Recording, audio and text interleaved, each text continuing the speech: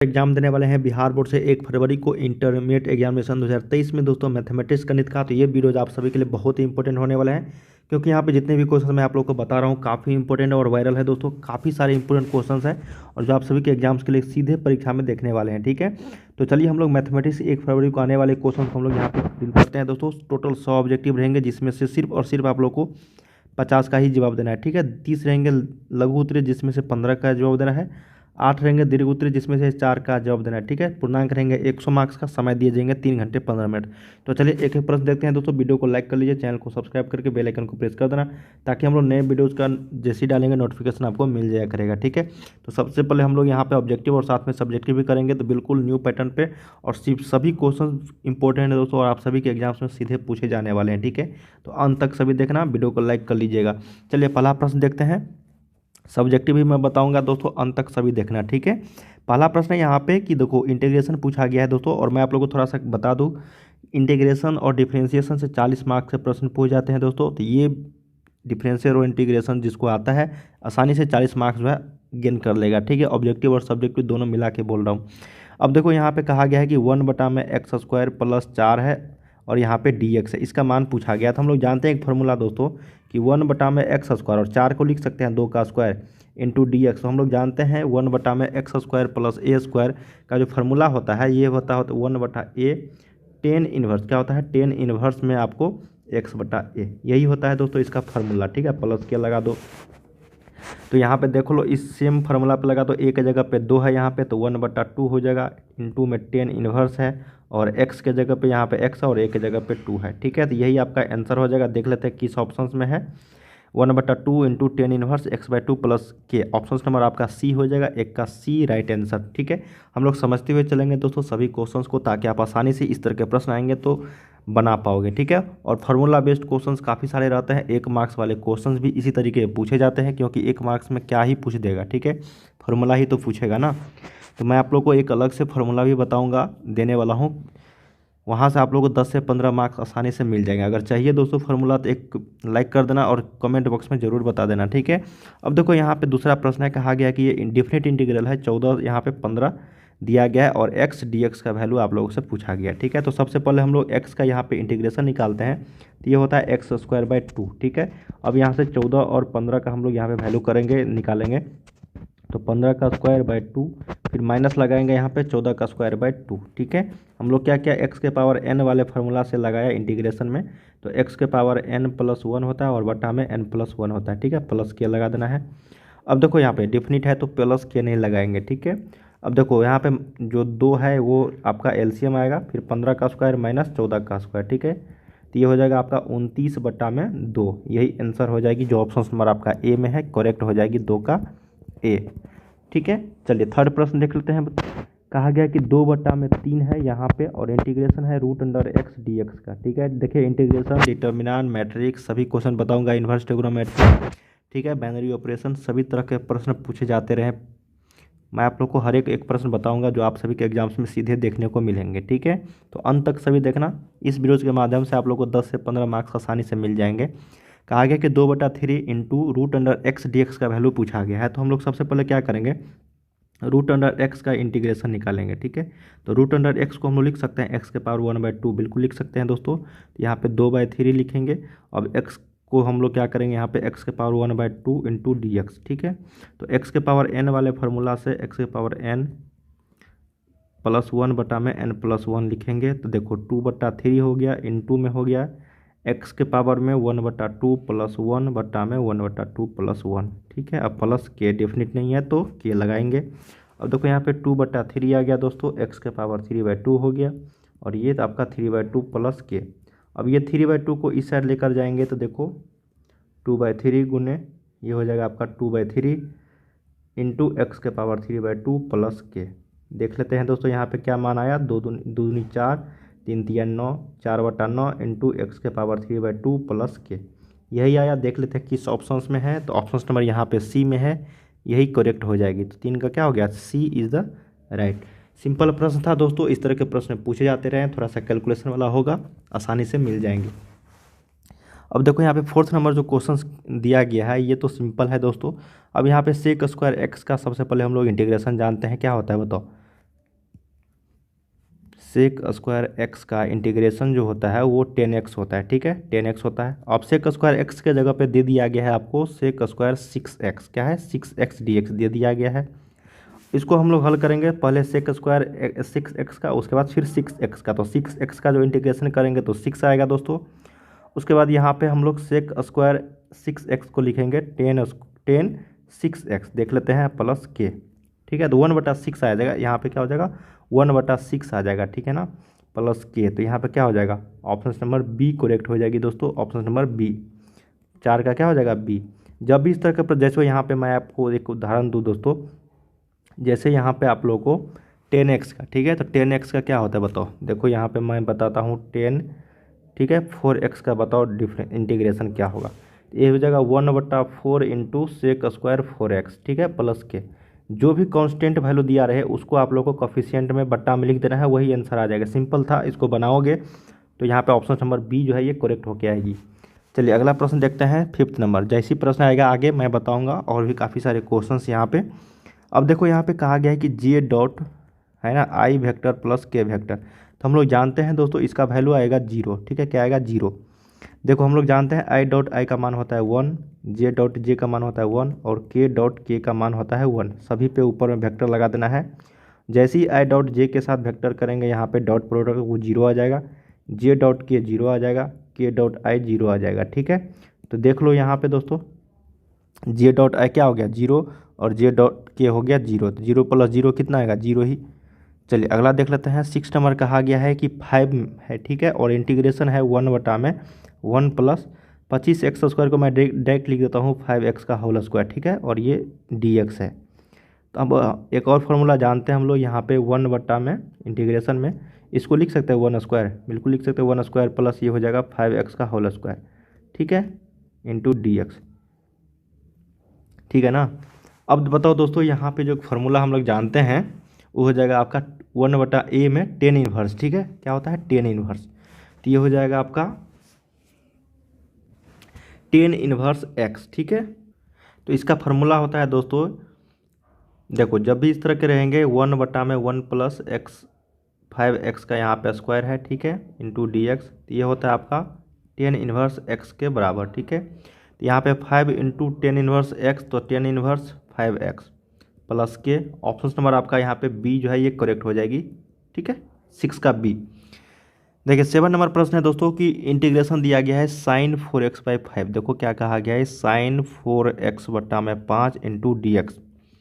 देखो मैं आप लोग को बता दूं, जो भी आप लोग को यहाँ पे 4/5 दिया गया, जो भी कांस्टेंट है उसका उल्टा कर देना है। और साइन का क्या होता है माइनस कॉस होता है, साइन का क्या होता है माइनस में cos x, ठीक है, इंटीग्रेशन। तो यहाँ पे हो जाएगा -5/4, उल्टा कर देना है, -5/4 इंटू कॉस फिर 4x/5, ठीक है, प्लस के। समझ में आ रही है ना। ऑप्शन नंबर यहाँ पे सी जो है ये करेक्ट हो जाएगी। एक और चीज़ मैं बता रहा था, यहाँ पे मान लो कि साइन अगर 3x/2 इंटू dx है, बताओ इसका आंसर क्या होगा। सीधा मैं बता दूँ यहाँ पे देखो -2/3 इंटू कॉस जो है 3x/2। समझ में आ रही है ना किस तरीके से बनाया जा रहा है। इस तरीके के प्रश्न आपको 2 से 3 मार्क्स के प्रश्न पूछे ही जाते हैं एग्जाम्स में। तो एक बना लोगे तो इसी तरीके से 2-3 आसानी से बनते हुए चले जाएंगे।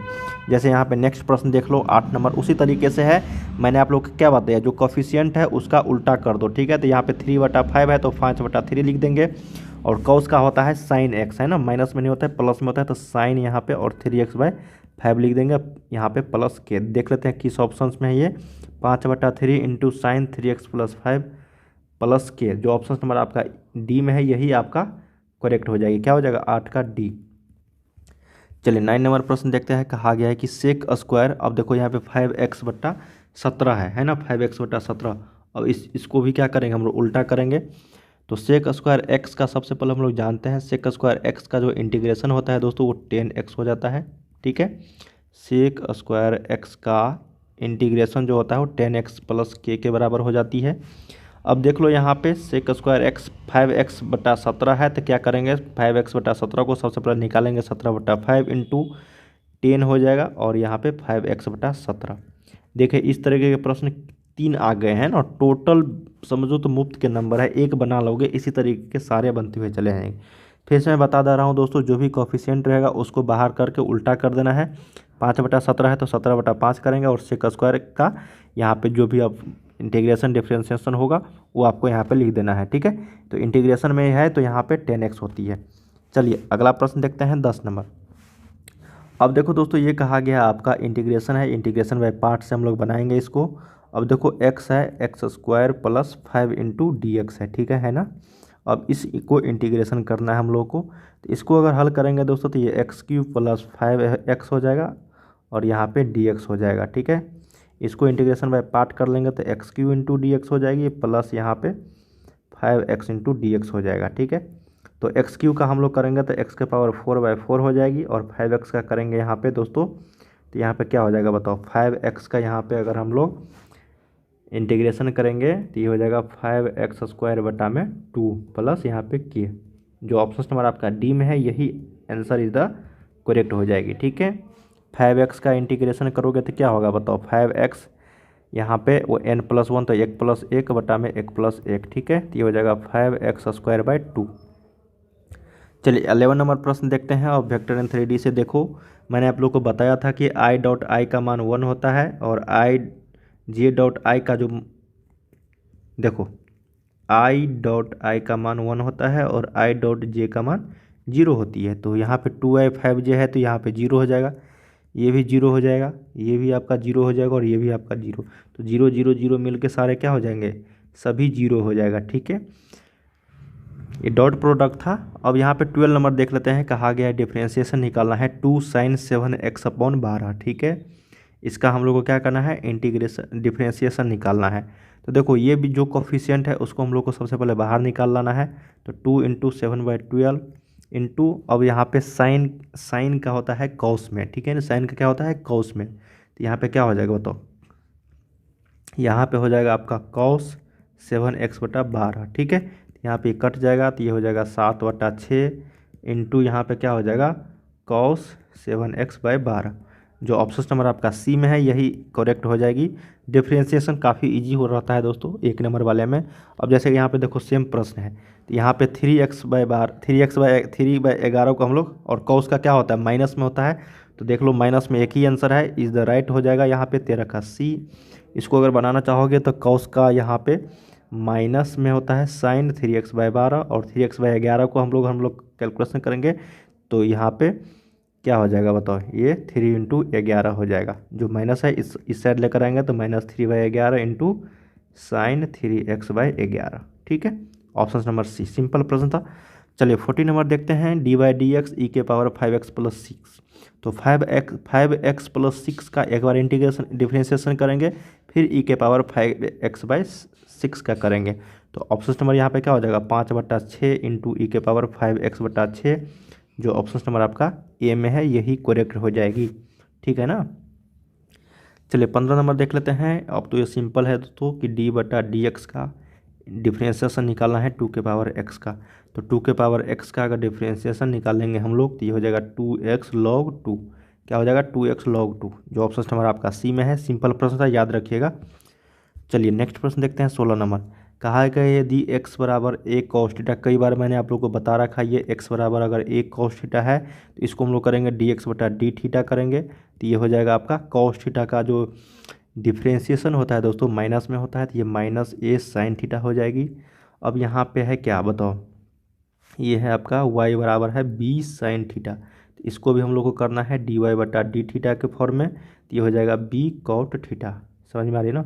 अब हम लोग को निकालना है dy/dx, तो dy/dx निकालेंगे, y का dy यहाँ पे आया b cot थीटा, ठीक है। अब बट्टा में आया -a, क्या आया cot थीटा नहीं दोस्तों, यहाँ पे cos थीटा है, ये cos थीटा आएगा, ठीक है, cos थीटा, ठीक है, और -a sin थीटा। तो यहाँ पे हम लोग क्या करेंगे, डी थीटा से डी थीटा मैंने काट दिया, इसलिए dy/dx मैंने डायरेक्ट लिख लिया, ठीक है। तो हो जाएगा -b/a, और cos theta into sine theta जो होता है वो cot थीटा के फॉर्म में होती है। तो ऑप्शन नंबर आपका बी जो है ये करेक्ट हो जाएगी, ठीक है। इस तरह के प्रश्न जब भी पूछे जाएंगे सिंपल रहते हैं, बस आपको डिफरेंशिएशन निकाल के उसका बट्टा कर देना है। देखिए 17 नंबर प्रश्न है, पूछा गया है 7i प्लस 5j, ठीक है, और इंटू डॉट है यहाँ पे 7i डॉट जे। तो मैंने आप लोगों को बताया कि i डॉट आई का जो मान आता है 1 के बराबर होता है, तो 7i और 7i को मल्टीप्लाई करेंगे तो 49 यहाँ पे i हो जाएगा, तो 49i स्क्वायर, तो इसका मतलब 1 हो जाएगा, ठीक है। और ये प्लस आपको 5j और जे, तो ये हो जाएगा, ठीक है। 49 5 कितना हो जाएगा 54, तो 17 का सही उत्तर क्या हो गया, बी आपका सही उत्तर हो जाएगी। और बाकी ये से आई डॉट जे में मल्टीप्लाई करेंगे तो जीरो आएगा, और 5j और आई को मल्टीप्लाई करेंगे तो ये भी आपका जीरो आ जाएगा। तो बाकी 49 प्लस 5 जो है ये 54 आ जाएगा। सिंपल प्रश्न था, इस तरह के प्रश्न कई बार देखने को मिलेंगे। जैसे यहाँ पे क्रॉस प्रोडक्ट है कि 2i vector plus 3k vector cross है 5i वेक्टर के, तो हम लोग जानते हैं दोस्तों i क्रॉस j जो होता है वो k के बराबर हो जाता है। क्या होता है, देखो i क्रॉस j जो होता है वो k के बराबर हो जाता है। तो यहाँ पे देखो i क्रॉस i जो होगा वो आपको i क्रॉस i जो होगा वो 0 के बराबर हो जाता है, ठीक है। तो यहाँ पे देखो कहा गया है कि i डॉट आई क्रॉस आई, तो i क्रॉस आई कितना होगा 0 होगा, और यहाँ पे 3 पंचे 15 और k क्रॉस आई, ठीक है, या फिर i क्रॉस आई, तो यहाँ पे j हो जाएगा। तो यहाँ पे सही उत्तर क्या हो गया 15j वेक्टर, जो ऑप्शन नंबर आपका बी में है यही करेक्ट हो जाएगी। सिंपल था दोस्तों, ये वेक्टर का यहाँ पे प्रोडक्ट है, ठीक है ना। इसको आप आसानी से बना सकते हो, इसको लिख भी सकते हो ऐसे, यहाँ पे 2i vector cross 5i vector plus आपको है 3k vector cross 5i vector, ठीक है। इसका मान 0 आ जाएगा और इसका मान आपका 15j वेक्टर के बराबर आ जाएगी।